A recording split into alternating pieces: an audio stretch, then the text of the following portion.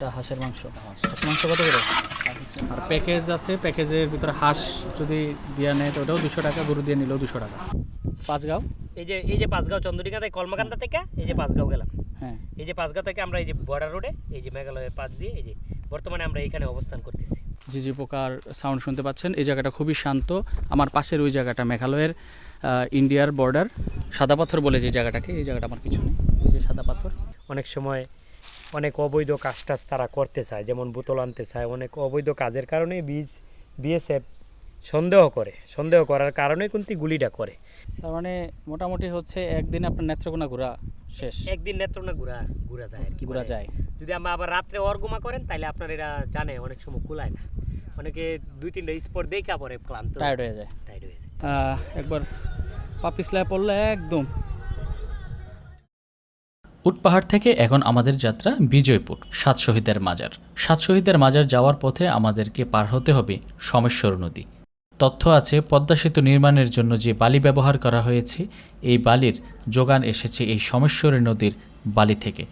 সোমেশ্বরী নদীর এই বালি এ গ্রেডের বালি হিসেবে ধরা হয়। বালি নামতে হবে।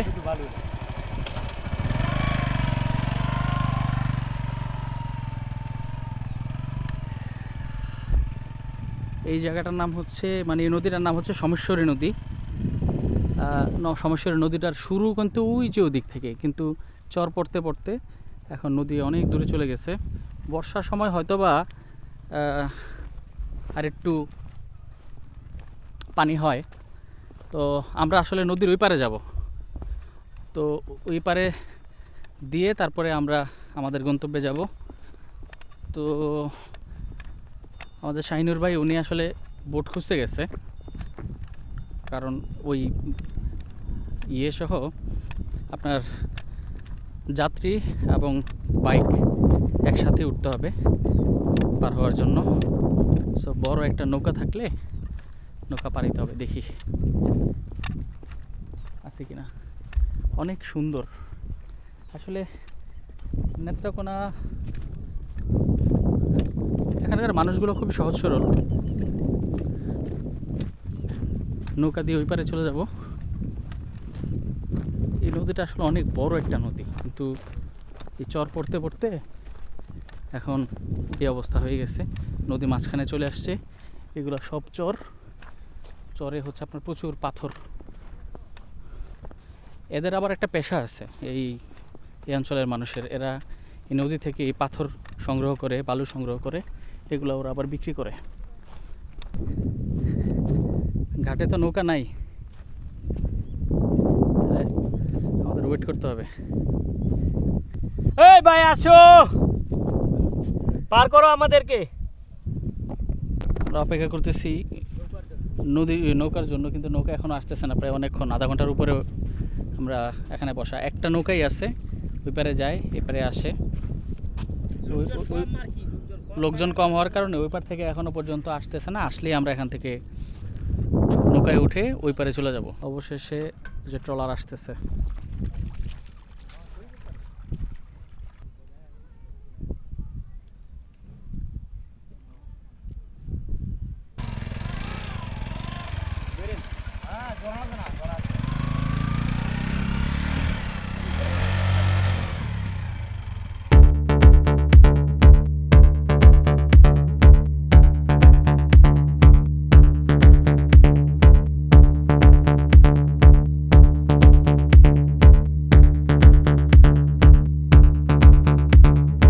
সোমেশ্বরী নদী বাংলাদেশের উত্তর অঞ্চলের একটি গুরুত্বপূর্ণ ও দৃষ্টিনন্দন নদী।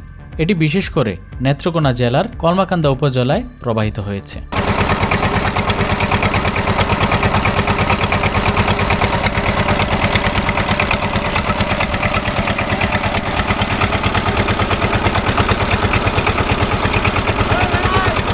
সোমেশ্বরী নদীর উৎপত্তি ভারতের মেঘালয় রাজ্যের গারো পাহাড় থেকে। সেখান থেকে এটি বাংলাদেশে প্রবেশ করে এবং কলমাকান্দা হয়ে প্রবাহিত হয়েছে। নদীর পানি অনেক সময় স্বচ্ছ ও হালকা নীলাভ দেখা যায়, যা বাংলাদেশের অন্য নদীদের থেকে একটু আলাদা। নদীর তলদেশে সাদা বালু ও নুড়ি পাথর রয়েছে, যা এটিকে পর্যটকদের কাছে আকর্ষণীয় করে তোলে। বর্ষাকালে নদীটি বেশ প্রশস্ত ও প্রবল খরস্রোতা রূপ নেয়। সোমেশ্বর নদীর দুই পাশে সবুজ পাহাড়, বালুচর এবং প্রাকৃতিক দৃশ্য খুবই মনোমুগ্ধকর। শীতকালে এখানে পিকনিক, ঘোরাঘুরি এবং ছবি তোলার জন্য অনেক মানুষের ভিড় হয়। তার পরবর্তী গন্তব্য আমাদের বিজয়পুর 7 শহীদের মাজার, এবং 7 শহীদের মাজারটাও একেবারে বর্ডারের কাছে। মুক্তিযুদ্ধ চলাকালীন সময়ে এই 7 জন এখানে শহীদ হয়েছিলেন। এই সেই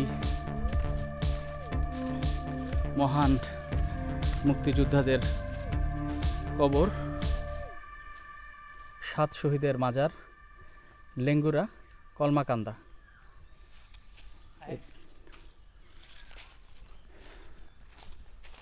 এখানে আমরা বাংলাদেশ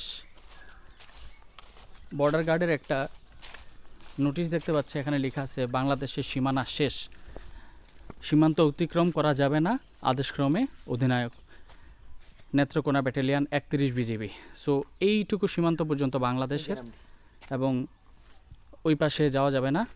এই হচ্ছে 7 জন মহান বীর মুক্তিযোদ্ধাদের কবর।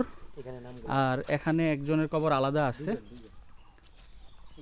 এখানে 2 জন না, এখানে 2 জন আছে। 1971 সালে 26শে জুলাই সম্ভবত ওনারা শহীদ হয়েছিলেন। এখানে ইনফরমেশন ছিল, কিন্তু ইনফরমেশনটা এখন বোঝা যাচ্ছে না।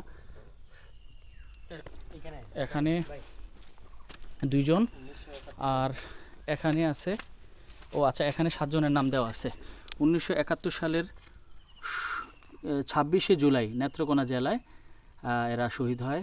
এখানে আছে ডক্টর আব্দুল জলিল, মোহাম্মদ ফজলুল হক, মোহাম্মদ ইয়ার মাহমুদ, ভাতস চন্দ্র দাস, মোহাম্মদ নুরুজ্জামান মুক্তাগাছার ওনার, দ্বিজেন্দ্র চন্দ্র বিশ্বাস, মোহাম্মদ জামাল উদ্দিন। এই 7 জন মহান শহীদ এই জায়গাটাতে শুয়ে আছেন। 1971 সালে দেশ স্বাধীন করার জন্য তারা তাদের প্রাণ বিসর্জন দেন। আল্লাহ পাক মহান এই মুক্তিযোদ্ধাদের শহীদ মর্যাদা দান করুন। যার যার ধর্ম অনুযায়ী, যার যার বিশ্বাস অনুযায়ী তারা স্বর্গ এবং জান্নাত দাখিল করুক, আমিন। আমরা ওখান থেকে এখন যে জায়গাটাতে গেলাম, এটা এই নদীটার নাম কি?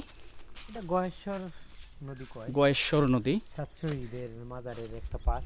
এর পানিটা জিরিপটটা সেম ইন্ডিয়া থেকে আইতাছে। ওই যে বিএসএফ দাঁড়ায় আছে, এখানে একটা ব্রিজও করছে। ব্রিজটা এই যে কাঁটাতারের বেড়া। সামনে দেখতে পাচ্ছেন কাঁটাতার দেখা যাচ্ছে। ওই যে আপনি ক্যামেরাতে দেখা যাচ্ছে কি না, ওই যে সাদা ফ্ল্যাগ দেখা যাচ্ছে, ওই ফ্ল্যাগের পাশ দিয়েই কাঁটাতারটা গেছে। আর এই যে পানিটা আসতেছে, এটা ভারতের মেঘালয় থেকে, মেঘালয় থেকে এই পানিটা বাংলাদেশের ভিতরে ঢুকতেছে। ওই যে একজন বিএসএফ সদস্য দেখা যাচ্ছে, উনি ব্রিজ পার করে হেঁটে যাচ্ছেন। ওই পাশটা ইন্ডিয়া আর এই পাশ বাংলাদেশ, মাঝখানে আবার একজন ক্রস করতেছে, নদীটা পার হয়ে ওই পাশে যাচ্ছে। উনি কি বাঙালি? ইন্ডিয়ান কেউ একজন সম্ভবত বাংলাদেশে আসছে, এখন উনি আবার বাংলাদেশে থেকে। আমাদের যে এই মেঘালয় প্রান্তদেশে যে গারো উপজাতি এবং আমরা বাঙালিরা একদম মিলেমিশেই আমরা চলাফেরা করি।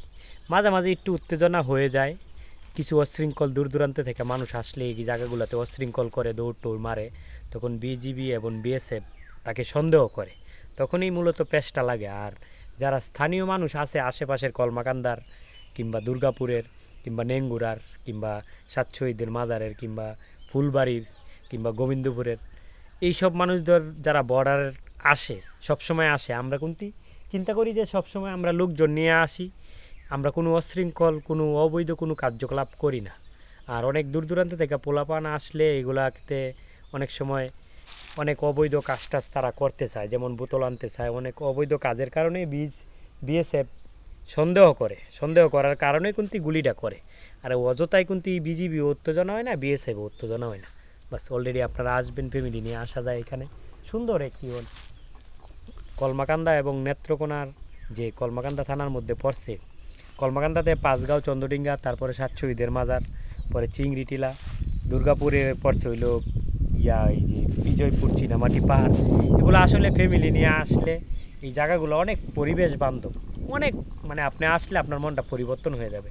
আপনি যদি একদিন দুর্গাপুর থাকেন কিংবা একদিন কর্মাকান্দা থাকেন, আপনার অনেক ভালো লাগবে। শাহিন ভাই যেটা বলতে চাচ্ছেন সেটা হচ্ছে যে আমরা প্রায় সময় শুনি যে বিএসএফ বাংলাদেশ সীমান্তে কিছু কাউকে গুলি করছে বা অপ্রীতিকর ঘটনার কথা আমরা শুনি। তো উনি যেটা বলতে চাচ্ছেন যে এখানে মাঝে মাঝে কিছু মানুষ আসে যারা অবৈধ কিছু কাজ করে, যেমন ধরেন উনি বোতল বলতে যেটা বোঝায় মাদক দ্রব্যের কথা বোঝানোর চেষ্টা করছে। মাদক দ্রব্য পারাপার করতে চায়, তারপর হচ্ছে অবৈধ কিছু কাজ করতে চায়, আবার এখানে ঘুরতে আসে, অনেক ছেলে মেয়ে আসে, এখানে কিছু অপ্রীতিকর ঘটনা তারা ঘটাইতে চায়। তো এই ধরনের সিচুয়েশনে যখন বিএসএফ সন্দেহ করে অথবা তাদের ওই কাজগুলো করতে মানা করে, ওই সময় যদি কেউ তাদের সাথে কোনো ধরনের খারাপ ব্যবহার করে, ওই সময় তারা কিছু অ্যাকশানে যায়। সেই জিনিসটাই উনি বোঝানোর চেষ্টা করছে। এমনিতে নর্মালি যখন কেউ আসে বা কেউ কোনো পর্যটক যদি ঘুরতে আসে এবং তারা এই বিষয়টা নিয়ে কোনো নিষেধাজ্ঞা দেয় না, পর্যটকরা নির্দ্বিধায় ঘুরতে পারে। যেমন আমি এই মুহূর্তে যেখানে দাঁড়াইছি, মানে এই যে অংশটা, এটা কিন্তু ইন্ডিয়ার অংশ। ওখানে আপনারা দেখছেন যে একজন বিজিবির যে একটা নোটিশ বোর্ড আছে যে এটা অতিক্রম করা নিষেধ, কিন্তু আমি সামান্য একটু জায়গা অতিক্রম করছি। আপনি চাইলে ওই পর্যন্ত যেতে পারবেন, এটার জন্য কোনো সমস্যা হবে না। যদিও হচ্ছে আমাদের যেই কাঁটাতারের যে বেড়াটা, কেউ যদি চায় অনুমতি সাপেক্ষে এতটুকু আসতে পারে, তবে ওই জায়গাটা ক্রস না করাটা ভালো। ওই যে ওখানে আপনারা যেই বর্ডারটা দেখতেছেন, ওটা ক্রস করা যাবে না অনুমতি ছাড়া। তো আপনি যদি অপ্রীতিকর কোনো ঘটনা ঘটান অথবা এখানে যদি কেউ কোনো পর্যটকরা আসার পরে কোনো সিন ক্রিয়েট করে অথবা মাদকদ্রব্য আনা নেওয়ার করে বা এমন কিছু কাজ করে যেটা হচ্ছে নিয়ম নিষেধাজ্ঞার বাইরে, ওই সময় বিএসএফ কিছু অ্যাকশানে যায়, যেটা আমাদের যে বর্ডার গার্ড আছে তারাও এই অ্যাকশানগুলো নেয়, এই অ্যাকশনগুলো তারাও নেবে। সো আপনারা দেখতে পাচ্ছেন এই জায়গাটা খুবই শান্ত। আমরা ঝিঝি পোকার আওয়াজ শুনতে পাচ্ছি। এই সময়টা চৈত্র মাস, গাছে নতুন পাতা চলে আসছে এবং আপনারা ঝিঝি পোকার সাউন্ড শুনতে পাচ্ছেন। এই জায়গাটা খুবই শান্ত। আমার পাশের ওই জায়গাটা মেঘালয়ের ইন্ডিয়ার বর্ডার এবং সেই গয়েশ্বর নদী এই পাশটা বয়ে গেছে। যদিও পানি এখন নাই, বর্ষাকালে হয়তোবা পানি বাড়বে। আমার পিছনে যেটা দেখতেছেন, এই পিছনের এটাও ইন্ডিয়ার অংশ। অর্থাৎ আমরা একটা ত্রিকোণ জায়গার মধ্যে আছি, অর্থাৎ এই পাশেও ইন্ডিয়া, এই পাশে ইন্ডিয়া, এইভাবে বাংলাদেশের কোনাকুনি একটা ত্রিকোণ আকৃতির একটা জায়গায় আমরা অবস্থান করতেছি। সাত শহীদের মাজার দেখার পর এবার আমাদের গন্তব্য হচ্ছে চীনামাটির যে পাহাড়, সে পাহাড়টা দেখতে যাওয়া। এটা খুবই চমৎকার, সবচেয়ে আকর্ষণীয় একটা জায়গা। সারা বাংলাদেশ থেকে মানুষ এই জায়গাটা দেখার জন্য আসে। তবে চীনামাটির পাহাড় দেখার আগে কিছু খেয়ে নিই, অনেক ক্ষুধা লেগেছে, দেখি কি পাওয়া যায়। আচ্ছা আচ্ছা, এগুলা সব খালি? আচ্ছা, এখান থেকে শুরু। সেখানে আছে ডাল, সবজি, হাঁসের মাংস। হাঁসের মাংস কত করে? 70 টাকা। এটা মুরগি কত করে? গরু কত করে? গরু কত? 150 টাকা। ঠিক আছে, আমরা প্যাকেজ হচ্ছে 200 টাকা করে। এটা হচ্ছে মাছ ভর্তা, সবজি আর ভাত। আর প্যাকেজ আছে, প্যাকেজের ভিতরে হাঁস যদি দিয়ে নেয় তো ওটাও 200 টাকা, গরু দিয়ে নিলেও 200 টাকা। তো আমরা আগে খাওয়া দাওয়া করি, খাওয়া দাওয়া করার পর আমরা তারপর চীনা পাথর পাহাড়টা দেখতে যাব। ভর্তাটা মজা আছে। গরু নিলাম, রান্নাটা ভালো। দুই কারণে ভালো হতে পারে। একটা হচ্ছে প্রচণ্ড ক্ষুধা লাগছে, এটার একটা কারণ, অথবা রান্নাটা আসলেই ভালো।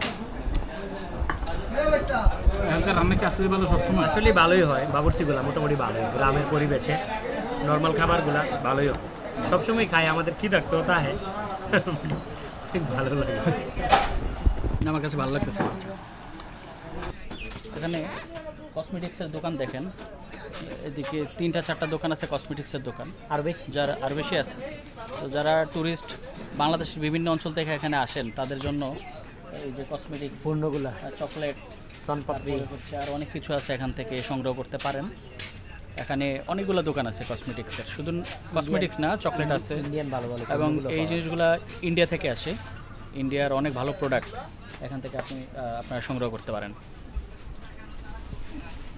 আর এই যে কাকার দোকানের চাটা তো খাবেনি, কারণ কাকা অনেক ভালো চা বানায়। আমরা আসলাম নেত্রকোনার সবচেয়ে বিখ্যাত যে জায়গাটা, সাদা পাথর বলে যে জায়গাটাকে, এই জায়গাটা আমার পিছনে, এই যে সাদা পাথর বলতে কি অ্যাকচুয়ালি চীনা মাটির পাথর। তো এটা অনেকগুলো কালার হয়, এক এক জায়গায় এক এক রকম কালার। আবার আমি যতটুকু শুনলাম যে এটার পানির কালারটা এক এক সময় এক এক রকম হয়, এটা কেমিক্যাল রিয়াকশনের কারণেই বোধহয় হয়। তো একটু পরে যাব ওখানে, এখন এই জায়গাটাতে এখানে একটু বাতাস আছে, বাতাসটাতে একটু বসি, বসার পরে তারপরে উপরে যাব।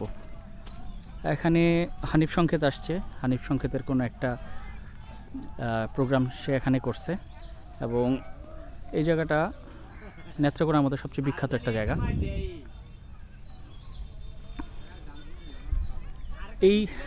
এই পাথরগুলো থেকে এই পাথরগুলো সংগ্রহ হয়। এই পাথরগুলো থেকে হচ্ছে চীনামাটির এই যে মুন্নু সিরামিক, শাহিনপুকুর যে প্লেটগুলো আছে, এই প্লেটগুলো হচ্ছে এই পাথর থেকেই তৈরি হয় বিশেষ প্রক্রিয়ার মাধ্যমে। আমি আসলে এই মুহূর্তে যেটা মানে মনে হচ্ছে যে আমি একটা ড্রোন মিস করতেছি, একটা ড্রোন থাকলে খুব ভালো হতো, এই ফুটেজগুলো অনেক সুন্দর নেওয়া যাইতো। নাই, এখন কেয়ার করার হবে ইনশাল্লাহ একদিন। এই যে দেখেন, এখানে পাথরগুলোর কালার হচ্ছে একরকম,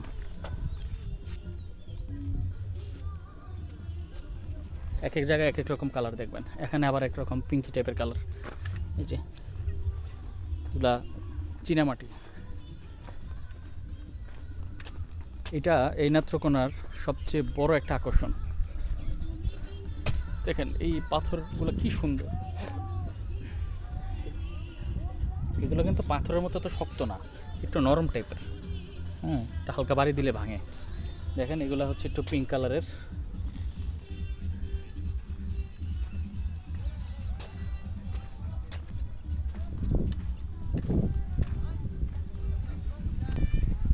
উফ, সেই এই লেকটা মারাত্মক সুন্দর একটা লেক। দেখেন ফুরফুরা বাতাস, এই জায়গাটা অত্যন্ত চমৎকার একটা জায়গা। আমি এখন অনেক উঁচাতে আছি, এখান থেকে পড়লে একদম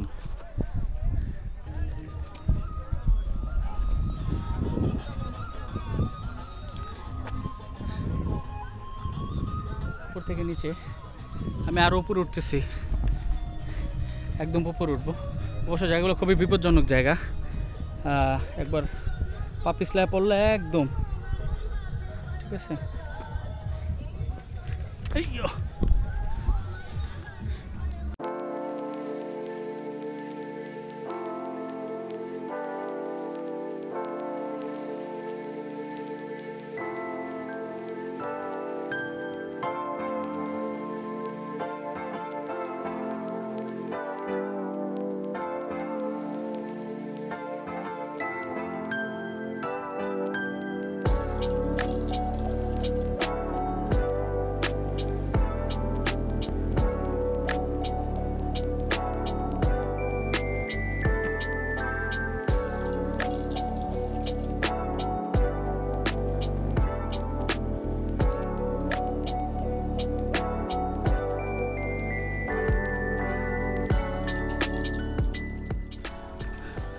ধৈর্য ধরে আপনারা আমার সাথে আছেন, সেজন্য আমি আপনাদের কাছে অনেক কৃতজ্ঞ।